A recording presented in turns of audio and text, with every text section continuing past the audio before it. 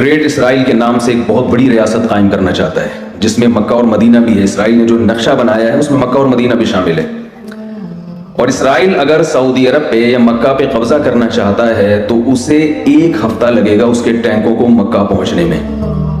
اور آپ کو معلوم ہے کہ عربوں میں اس کا مقابلہ کرنے کا دم، شکر ہے آپ لوگ بولے کچھ، عربوں میں اس کا مقابلہ کرنے کا دم نہیں، کسی چیز کا بھی دم نہیں ہے، ان کا مقابلہ تو دور کی بات.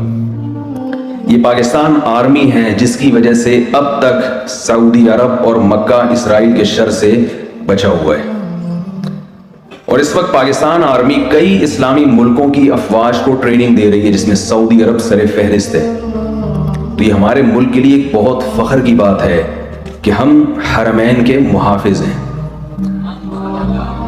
پاکستان آرمی اسلامی ملکوں میں اس وقت دوسرے نمبر پہ سب سے زیادہ پاورفل آرمی ہے ترکی کے بعد. افرادی قوت کے لحاظ سے ترکی سے بھی آگے ہے، لیکن اسلحے کے لحاظ سے ترکی سے دوسرے نمبر پر ہے. لیکن ایٹمی پاور ہونے کے لحاظ سے آپ کو معلوم ہے کہ کوئی دوسری اسلامی ریاست اس وقت ایٹم بم نہیں رکھتی. اور ایٹم بم کی ویلیو کا آپ اس سے اندازہ لگائیں کہ اگر آپ کے پاس کچھ بھی نہ ہو، صرف بم ہو، تو یہ بھی آپ کے دفاع کے لیے کافی ہے.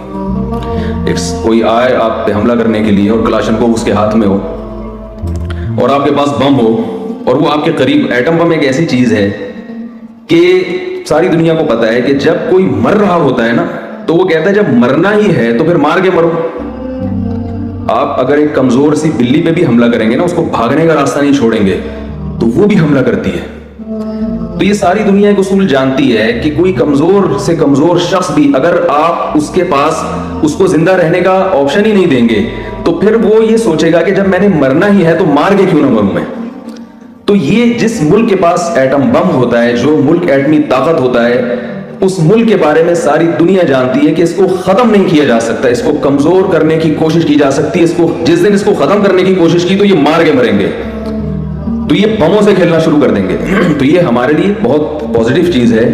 اور الحمدللہ پاکستان نے، ہم بہت سارے اپنے شعبوں کو دیکھتے ہیں اور مایوس رہتے ہیں کہ یار کوئی بھی ہمارا، تو آپ کو معلوم ہے کہ پاکستان میں کوئی بھی ایسا ادارہ نہیں ہے جو صحیح طرح سے کام کر رہا ہو، لیکن الحمدللہ ہم عسکری لحاظ سے اپنے پاؤں پہ کھڑے ہو چکے ہیں.